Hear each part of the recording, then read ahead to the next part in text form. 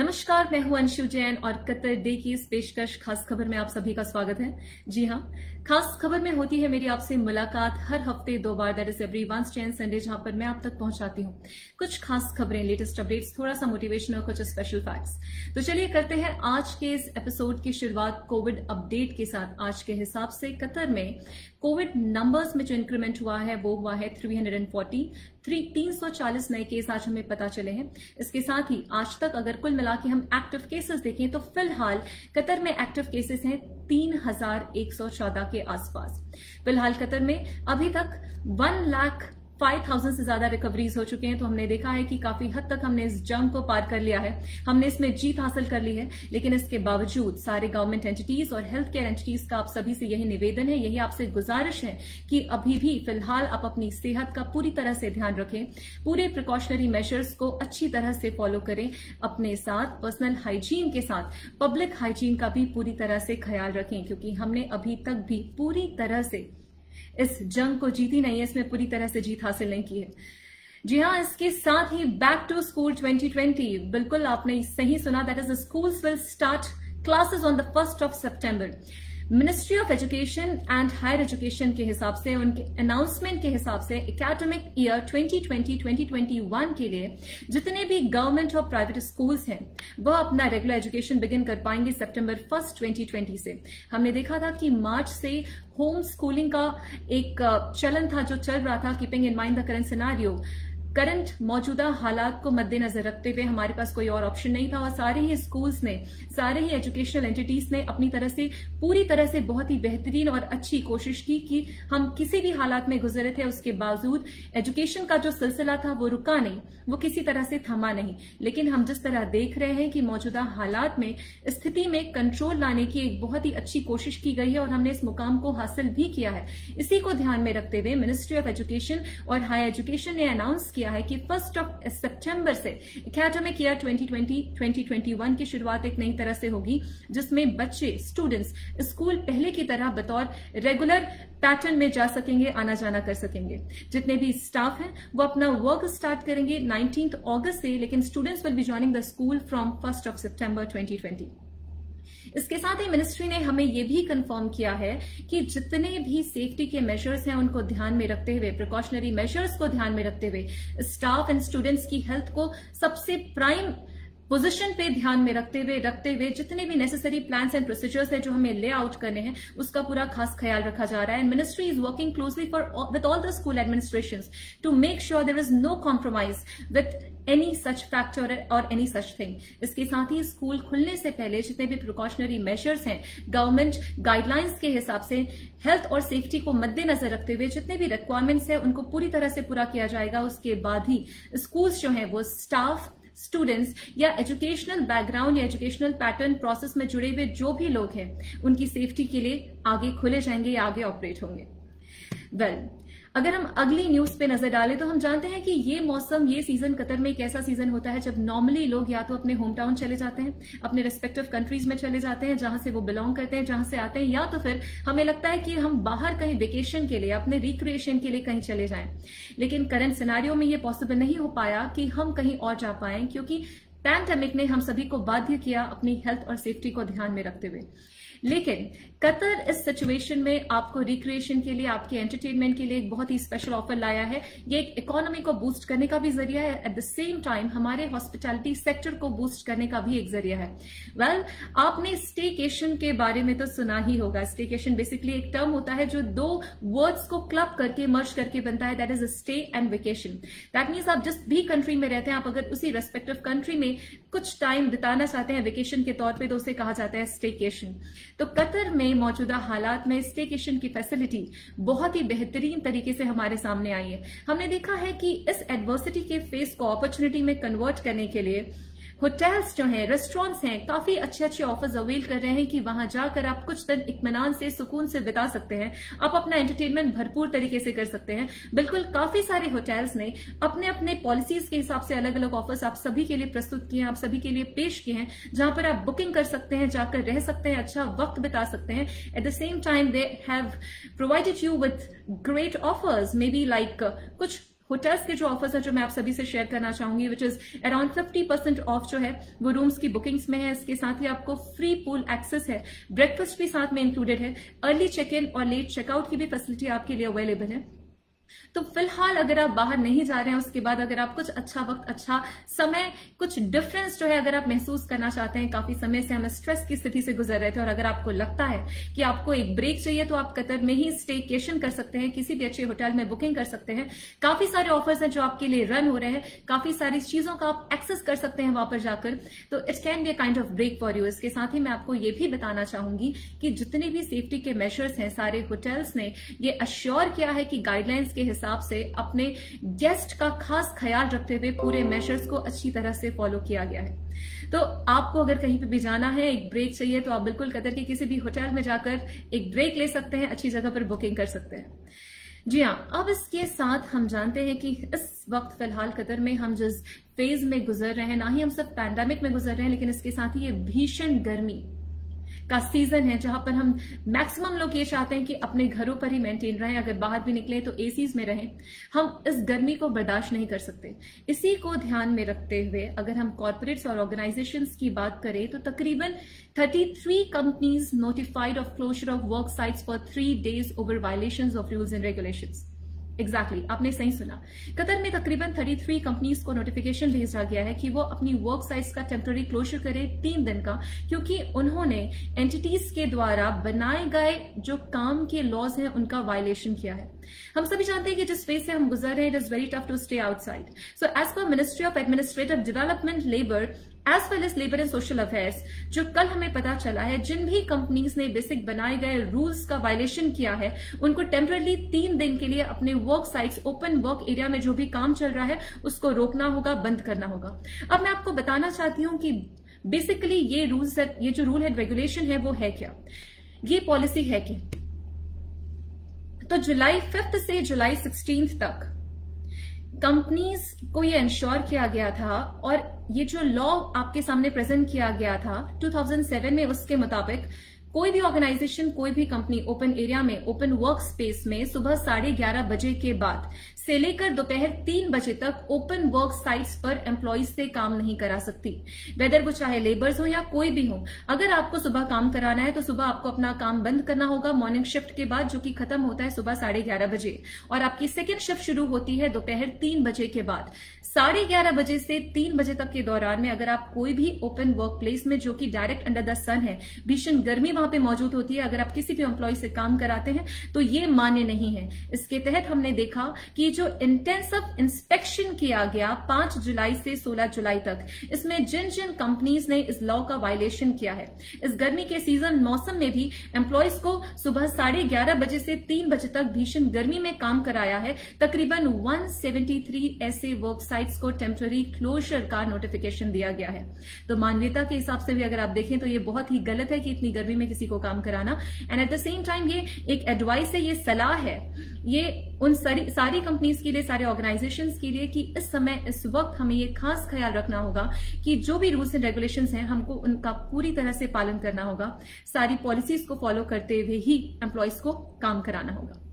जी हाँ, अब हम बात करते हैं फीफा वर्ल्ड कप 2022 की। वेल, जितने भी फुटबॉल लवर्स हैं उन सभी के जहन में, उन सभी के दिमाग में आज भी वह सुनहरा मोमेंट, वह पल याद होगा जब 15 जुलाई एग्जैक्टली तकरीबन 2 साल पहले 2018 में रशिया में 21st फीफा वर्ल्ड कप हमने देखा था, हमने विटनेस किया था, और जब फ्रांस ने वो विनिंग ट्रॉफी अपने हाथ में ली थी, और कतर के लिए उसके बाद ये एक्साइटमेंट और ही दुगनी हो गई थी, बहुत ही बढ़ गई थी, क्योंकि ये मुकाम, ये चीज, ये मौका, ये मोमेंट अब हमारी कंपनी में, अब हमारी कंट्री में सेलिब्रेट होने जा रहा है। Yes, we are talking about the 22nd FIFA world cup which is going to be happening in Doha in Qatar in 2022, and the good news is the schedule is already out, it is already being released, जिसकी जानकारी मैं अभी बिल्कुल आपको detail में देना चाहूंगी।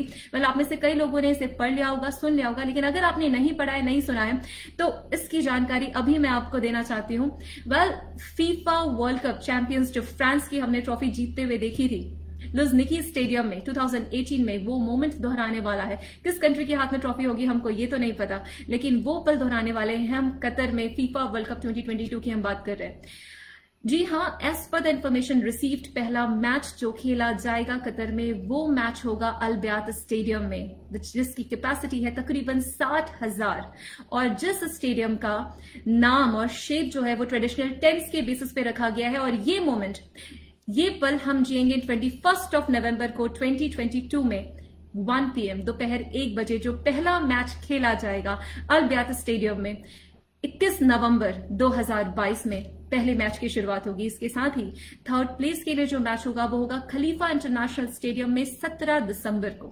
17 दिसंबर को खलीफा इंटरनेशनल स्टेडियम में थर्ड प्लेस के लिए मैच खेला जाएगा और जो फाइनल मैच होगा वो होगा लुसेल स्टेडियम में जिसकी कैपेसिटी होगी तकरीबन 80,000 और वो मैच खेला जाएगा 18 दिसंबर।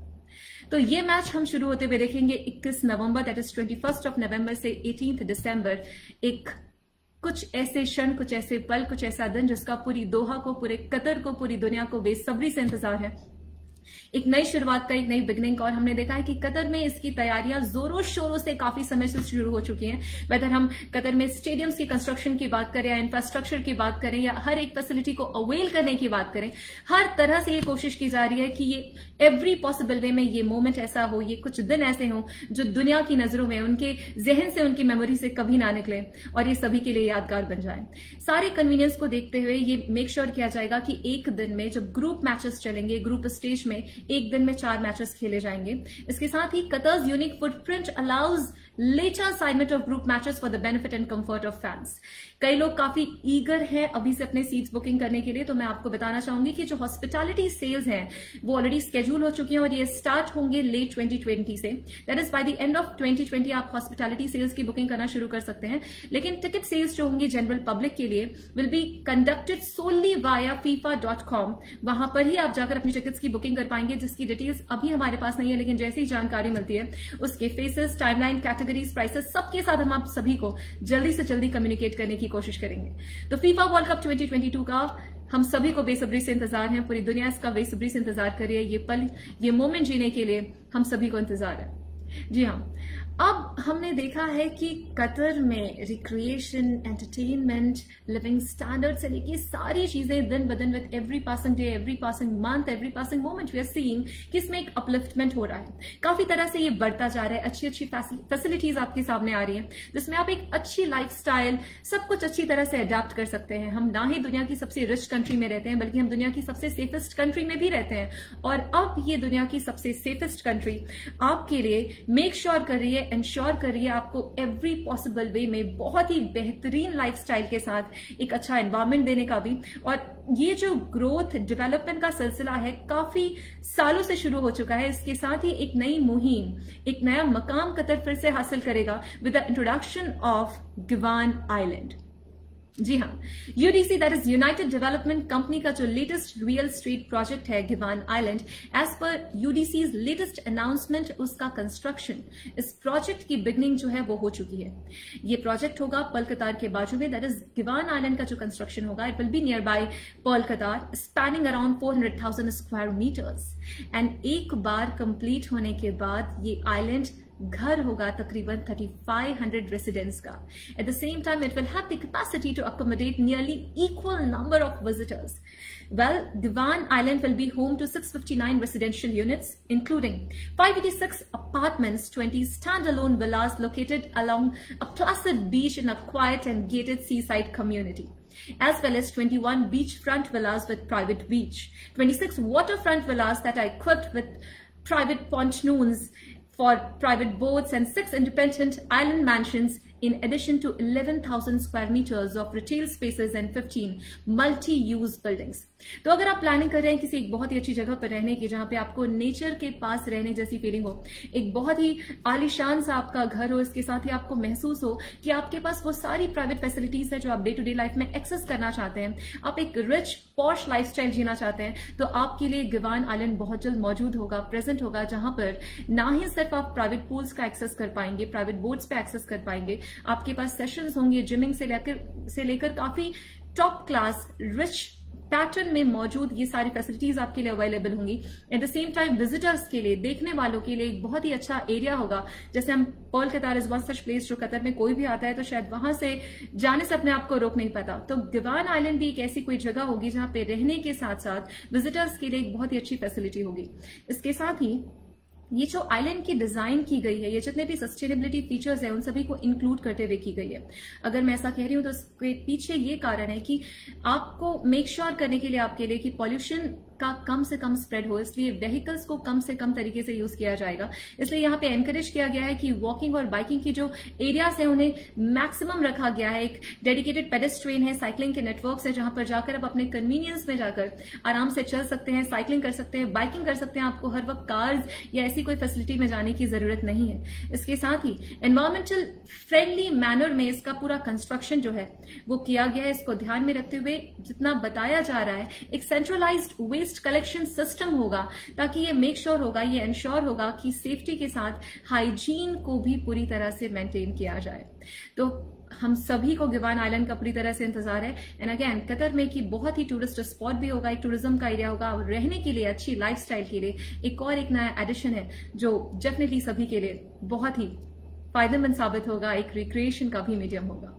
अगर हम यूडीसी की बात करें तो UDC is a leading Qatari public share holding company with a mission to identify and invest in long term projects contributing to Qatar's growth and providing shareholder value. And established in 1999, the company was first listed on the Qatar Exchange in June 2003.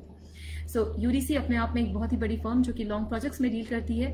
Diwan island UDC का ही अगला project है। तो ये थे कुछ latest updates आज के। इसके साथ ही मैं आपको एक खास बात में, खास मुद्दे के बारे में अलर्ट करना चाहूंगी, जो कि फिलहाल हो रहा है फेसबुक पर ही। हमने देखा है कि कुछ दिनों से फेसबुक में ये सिलसिला चल रहा है कि कुछ लोगों की फेक प्रोफाइल बनाई जा रही है, डुप्लीकेट प्रोफाइल बनाई जा रही है, और उस डुप्लीकेट प्रोफाइल से जो कॉन्टैक्ट्स हैं, जो म्यूचुअल कनेक्शंस हैं, जो कॉमन कनेक्शंस हैं, उनको फ्रेंड रिक्वेस्ट भेजा जा रहा है। ना सिर्फ वो लोग जो डुप्लीकेट प्रोफाइल बना रहे हैं वो फ्रेंड रिक्वेस्ट भेजते हैं। अगर कुछ लोग ये समझते हैं कि वास्तव में ये रिक्वेस्ट जो है वो आपके तरफ से आया है, ये कोई फेक प्रोफाइल से नहीं आया है, ना समझी में वो लोग आपका फ्रेंड रिक्वेस्ट एक्सेप्ट करते हैं। एक्सेप्ट करने पर जिस इंसान ने फेक प्रोफाइल बनाई है वह पर्टिकुलर व्यक्ति उनको मैसेंजर में पर्सनल मैसेजेस भेजना स्टार्ट करता है। मैसेजेस में कहता है, कुछ तरह के कंपटीशन की बात करता है कि एक कोई अच्छा कंपटीशन चल रहा है, इस कंपटीशन में अगर आप पार्टिसिपेट करेंगे तो आप एक्साइटिंग गिफ्ट्स जीत सकते हैं, बहुत सारे प्राइजेस जीत सकते हैं। इसके लिए आपको करना ये होगा कि आपको हमें अपना फोन नंबर देना होगा और आपके नंबर को हम एनरोल करेंगे, और नंबर देने पर आपके मोबाइल में एक ओटीपी आएगा या एक कोड आएगा, वो कोड आपको हमसे शेयर करना है। और वो कोड जब आप शेयर करेंगे तो हम उसे लकी ड्रॉ में डालेंगे, जिसके बाद अगर आप लकी होते हैं तो आपको प्राइज मिल सकता है, आपको बड़े बड़े गिफ्ट्स मिल सकते हैं। लेकिन ऐसा होता कुछ भी नहीं है। वह एसएमएस के जरिए जनरेट हुआ कोड या ओटीपी वो किस माध्यम के लिए, किस पर्पस के लिए यूज कर रहे हैं, ये हम में से कोई भी नहीं जानता। And it can be highly risky, it is very scary. तो हमारी आप सभी से ये गुजारिश है, ये निवेदन है कि ऐसा कोई भी फ्रेंड रिक्वेस्ट एक्सेप्ट करने से पहले आप ये इंश्योर करें कि क्या यह फ्रेंड रिक्वेस्ट वास्तव में जेन्युइन पर्सन के थ्रू आ रहा है या ये कोई फेक प्रोफाइल है। और अगर आपने नासमझी में ये फ्रेंड रिक्वेस्ट एक्सेप्ट कर ली तो भी प्लीज बिना कंफर्मेशन के अपना फोन नंबर शेयर ना करें। और उससे भी ज्यादा ये रिस्की है कि आपके मोबाइल नंबर में आए हुए किसी भी ओटीपी, किसी भी कोड को अगर आप शेयर करते हैं तो ये कितना आपके लिए हानिकारक हो सकता है, ये आप इसका अंदाजा भी नहीं लगा सकते। इसलिए मौजूदा हालात को देखते हुए, चल रहे स्कैम्स को देखते हुए अपनी सेफ्टी का ख्याल खुद रखें। ऐसे किसी फ्रेंड रिक्वेस्ट को एक्सेप्ट ना करें, अपना कॉन्टैक्ट नंबर शेयर ना करें। कॉन्टैक्ट नंबर या आपने फ्रेंड रिक्वेस्ट एक्सेप्ट कर ली तो कोई भी कोड या ओटीपी शेयर करने की गलती ना करें। जी हाँ, अब इसके बाद मैं आती हूं एक स्पेशल फैक्ट की तरफ। हमने दुनिया में देखा है कि दुनिया में हर तरह के हाइट्स के लोग मौजूद हैं। कई लोग टॉल होते हैं, कई लोग शॉर्ट होते हैं। हाइट कम या ज्यादा होने के अलग अलग क्राइटेरियाज होते हैं, जेनेटिक रीजंस होते हैं, अच्छा खान पान इस पे रीजन है, आपकी लाइफस्टाइल एक रीजन है, किस प्लेस को आप बिलोंग करते हैं ये भी एक बहुत बड़ा रीजन इसमें प्ले करता है। तो मैं आपको बताना चाहूंगी कि दुनिया में सबसे छोटे और सबसे लंबे लोग कहाँ पाए जाते हैं। दुनिया में अगर हम शॉर्टेस्ट लोगों की बात करें जिनकी हाइट सबसे छोटी होती है तो इंडोनेशिया एक ऐसी जगह है जहां पे दुनिया में सबसे छोटे लोग पाए जाते हैं, जिनकी हाइट बहुत ही कम होती है, शॉर्ट होती है। अगर एक अनुमान जो एक सर्वे के हिसाब से हुआ था 2017 में टेलीग्राफ के थ्रू, अगर हम उस पर बिलीव करें तो उसके हिसाब से अगर दोनों जेंडर्स का एक एवरेज निकालें, एडल्ट की मैं बात कर रही हूं, और अगर हम हाइट देखें तो इंडोनेशिया में एवरेज हाइट है 5 फीट 1.8 इंचेस, और ये है दोनों जेंडर्स को मिलाते हुए उनकी एवरेजिंग करते हुए। तो 5 फीट 1.8 इंचेस मानी गई है एवरेज हाइट जो दुनिया में सबसे कम है। I am not talking about any individual, but I am talking about the whole lot of group, the average height keeping together, bringing together all the genders together. तो ये तो बात थी इंडोनेशिया की। अब देखते हैं कि दुनिया में सबसे टॉल लोग कहां पाए जाते हैं। तो in general in the world the tallest people among us live in the Netherlands, जहां पर एवरेज हाइट है 6 फीट 1 इंच की। तो सबसे लंबे लोग अगर आप जाएंगे तो आपको लगेगा कि आप रेड बूट्स के आइलैंड में जाकर खड़े हो गए, वो है नीदरलैंड्स में, और सबसे छोटे लोग आपको पाए जाते हैं इंडोनेशिया में। लेकिन इसके अलावा छोटा लंबा कद शायद उतना मैटर नहीं करता, मैटर करता है तो आपकी सोच कितनी ऊंची है। लेकिन ये था एक फैक्ट जिसको मैंने आप सभी से शेयर करना जरूरी समझा। लेकिन इसके बाद ये स्टडीज हमें ये बताती है कि अगर हमने जनरेशंस में हमने देखा है कि अगर हम पास्ट टाइम्स को देखें और करंट स्टेट को देखें तो over the years, over the centuries height का जो रेशियो है ये काफी चेंज हुआ है और ये लगातार चेंज होता गया है। एक दौर था, अगर हम कई सेंचुरीज पहले की बात करें तो एवरेज हाइट जो मानी जाती थी वो मानी जाती थी 5.5 इंच, और आज की डेट में वो एवरेज हाइट हम पहुंच चुके हैं 5 फीट 10 इंचेस या 6 फीट पर। तो ये अगर हो पाया है, पॉसिबल हो पाया, तो डेफिनेटली ओवर द जनरेशंस अच्छे खान पान, अच्छी लाइफस्टाइल, जेनेटिक इसमें काफी रोल प्ले करता है, आपके जीन्स डेफिनेटली इसमें बड़ा इंपॉर्टेंट रोल प्ले करते हैं। इसके साथ ही आप कैसी लाइफस्टाइल मेंटेन करते हैं ये भी इसमें एक इंपॉर्टेंट फैक्टर प्ले करता है।